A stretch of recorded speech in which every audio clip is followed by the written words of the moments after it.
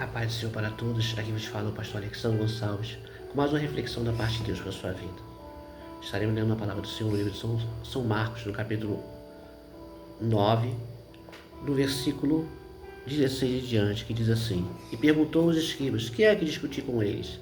E um da multidão respondeu e disse: Mestre, trouxe-te o meu filho que tem um espírito mudo, e este onde quer que o apanha despedaça, e ele espuma e range os dentes, e vai se secando. E eu disse aos seus discípulos que o expulsassem, e não puderam. Louvado seja Deus. E ele respondeu e disse: Ó geração incrédula, até quando estarei convosco? Até quando vos sofrereis ainda? Trazei-me. E trouxeram-lhe. E quando ele o viu, logo o espírito o agitou com violência, e caindo endemoniado por terra, revolvia-se espumando, e perguntou ao pai dele: Quanto tempo há que se lhe sucede?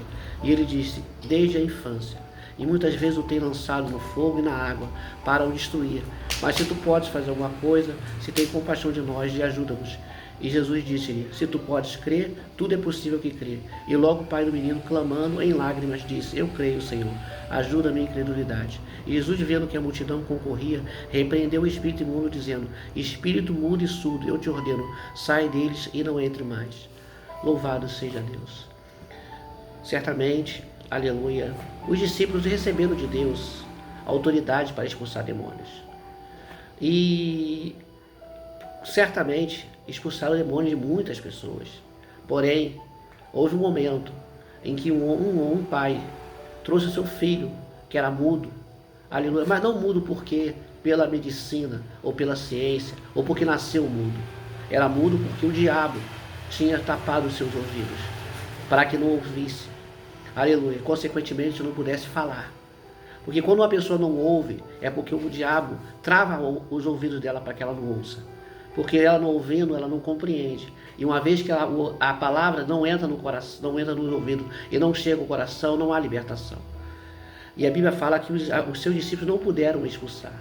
Eu entendo que existem pessoas que não estão preparadas para poder, aleluia, lidar com libertação. O Senhor Deus, pela sua infinita misericórdia, me preparou para isso. Deus me concedeu a graça de poder orar pelos enfermos e curarem, e orar pelas pessoas que estão endemoniadas e elas serem libertas. Aleluia.